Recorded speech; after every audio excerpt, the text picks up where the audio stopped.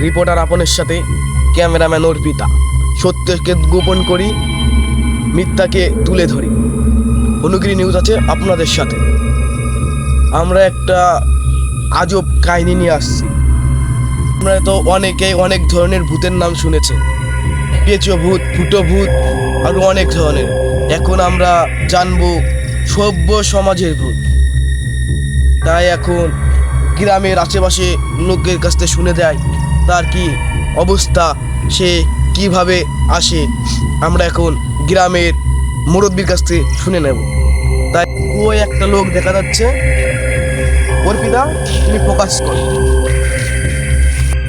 ভাইয়া, আপনি এই নিরিবিলি জঙ্গলে কিভাবে নিরিবিলি বসে রয়েছে? আপনি কেমবা কোন যে আমি নিরিবিলি বসে রয়েছি? এই গাছটা কাটি ফেলাইলো কিরা? তা আমি তো দেখছি আপনি নিরিবিলি বসে রয়েছেন। আপনার কাছে তো কোনো জিনিসপত্র নেই, আপনি যে কাটবেন। তোমার মতো তো আমি সাথে মেয়ে নিয়ে ঘুরে বেড়াই না যে আমার দিনই দুপুরে ভয় করবি। চাচা, একটা মেয়ে রয়েছে, এটা কি কেউ বলতে হয়? লজ্জা পাবে তো। চাচা মারাস কাকে? আমাকে দেখে কি মনে হয়? দেখতে আমার কি বডি, এই যে দেখ। চাচা, আপনি কি জিম করেন নাকি? আরে জিম করবো, এই যে গাছ কেটে বডি বানাইছি, তুই দেখিস নি? তা তো দেখাই যাচ্ছে। আপনি কি গাছটা কেটেছেন? আর সভ্য সমাজের ভূত আছে এই এলাকায়, মানে সভ্য সমাজ। আপনি তেরা কথা কইেন না, যে কাজে আইছি সেই কথাটা কয়ে দেন। তুমি কি বা কাজে আইছো? কি কাজ শুনি?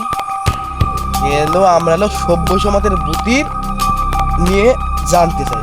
আমাকে চ্যানেল আছে তো, তাই জানতে চাইছে, তাই আমরা বলতে আছি। তাই এনে ভূত এলে মানে ভূত থাকলে কি আমি এনে বসে থাই? তুমি তো সাথে একটা ডেঙ্গি নিয়ে আইছো, ডেঙ্গি নিয়ে আইসে দেখাইতেছে যে আমি হনু। না, আমি তো কোনো হুনু না। আমি একটু আমাদের নিউজের জন্য, চ্যানেলের জন্য কাম করছি। আমি তো কোনো স্বাদে আসিনি। ও তাই? আমি তো জানি না সভ্য সমাজের কোনো ভূত আছে নাকি এই এলাকায়। নিউজটা কি জানো নাকি? না না, আমি তো নিউজ দেখি। চাচা ভাইয়া বলি, আপনি কিছু মনে করেন না। আমাদের চ্যানেলের নাম কি আপনি জানেন? না। আমাদের চ্যানেলের নাম হনুগিরি বয়েস। আর তুমি যে বয়সী হও, তোমার তো পোশাক আশাক ভালো না। আমার পোশাক আশাক আপনি কিছু মনে করেন না। ধনী আছি, নাহলে একটা মেয়ে নিয়ে কি ঘুরে বেড়ায়? ওই মেয়ের ঘটে তো বুদ্ধি নাই। আমার মতো নায়ক ছেলে থাকতে ও আপনার সাথে করে ক্যাম্পা। আপনার না ড্রেস না বডি। আরে আমি শার্ট প্যান্ট যদি পরি, আপনার কি বালের চেহারা? আমার চেহারা নায়কের মতো। আপনার ফুটো চেহারা, ফুটো। তা হলো ফুটো চেহারা, ওটা বড় বিষয় না। তা আপনারা কোন বিষয়ে জন্য আইছে? আমরা এখন সভ্য সমাজের ভূতে ইন্টারভিউ নিতে এসেছি। আমার ওই ভূত টুত নিয়ে আমার কোনো মাথা ব্যথা নেই। তুমি দুপুরবেলা মেয়েকে নিয়ে বাগান সাগানে করো, আমার ওই সব বিষয়ে আমার কোনো মাথা ব্যথা নেই। তুমি যারে পারো তারে নিয়ে তুমি ভূত টুত খোঁজো।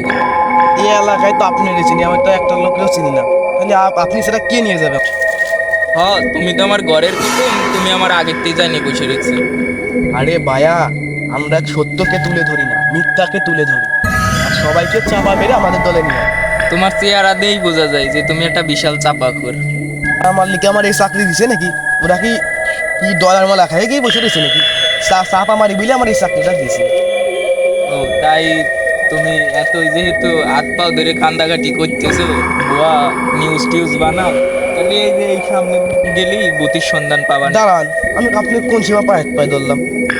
ওই না ধরলেও ধরার মতোই যে বাপ কায়দা করতেছো তুমি।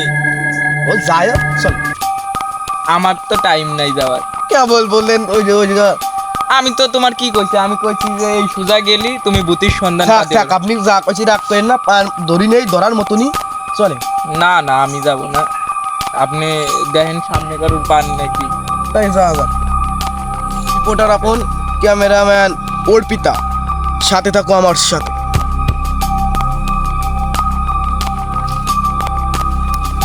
চাচা বা ভাইয়া বলি, যেটাই বলি রাগ করবেন না। আপনি যদি উঠে দাঁড়াতেন একটু ভালো হতো। আমার তোমার মাথায় একটু ব্যথা। বলার থাকলে বল। চিদাই চচ্ছি নাই, এখন দাঁড়াই বসেই কথা বলি থুরি। তাহলে জানেন নাকি সভ্য সমাজে ভূত? তাহলে যেটা জানতে চেয়েছিলাম, সভ্য সমাজের ভূতের বাসস্থান কোথায়? তোমাকে কি বলবো বাপু, প্রেম পাগলের ভাত নাই। তাহলে আমরা যেটা জানতে চেয়েছিলাম, ভূতের নামটা তিনি কি বলেছিলাম আপনাকে? সভ্য সমাজের ভূত। সভ্য সমাজের ভূতের বাসস্থান কোথায়? আমি তো দেখতেছি নতুন পাগল আমদানি হচ্ছে। তা আমি তো 500 বছর ধরে এখানে বসে আছি, তা তো মশা ছাড়া কিছুই এখানে আমি দেখতে পাই না। আমি তো একটু অঙ্কে কাঁচা, বলতে পাকা হইনি এখন। সাংবাদিক দায়িত্ব পেয়েছি, তা হলো ঘুষ দিয়ে। তাহলে 500 বছরটা তো আমি বুঝতে পারছি না, একটু যদি খুলে বল। আমি তো খুলে বসে আছি, এর থেকে আর বেশি খুলতে পারবো না। এই খোলা সেই খোলা না, একটু মন থেকে খুলে বলুন।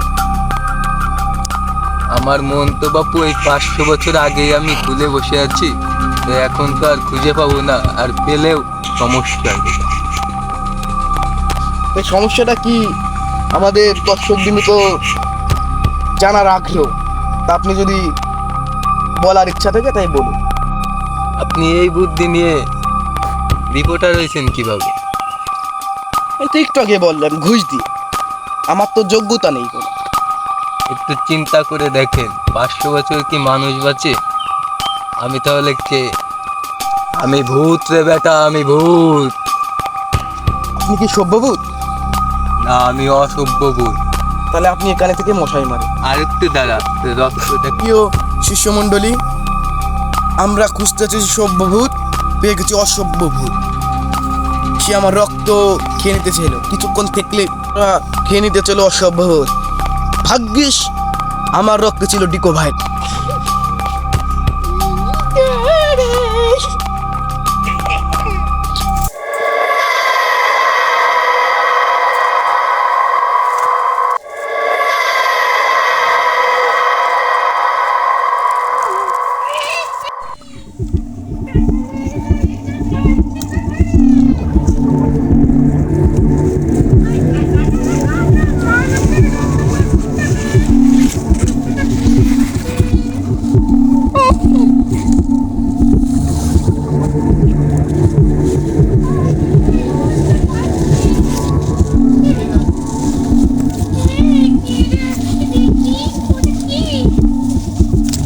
সভ্যভূতকে খুঁজতে এত দূর, অর্পিতা তোমার তো কোনো কষ্ট হচ্ছে না?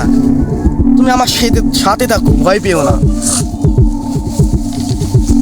একটা ভূত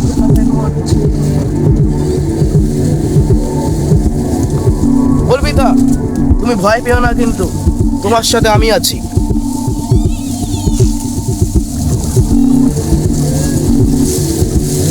আমার মনে হচ্ছে এটি ফালতু, মানে ওইটা রক্তের জেনেটিক প্রবলেম আছে। বুচ্চা হোয়াটসঅ্যাপ হাউ টু নো টু চা। ইংলিশ কইস কে? হালা হালা ইংলিশ কইস দাঁড়া। এক তান্ত্রিকের কাছে গেলাম, আমার খুব ইচ্ছা ছিল এটা মন্ত্র শিখতে।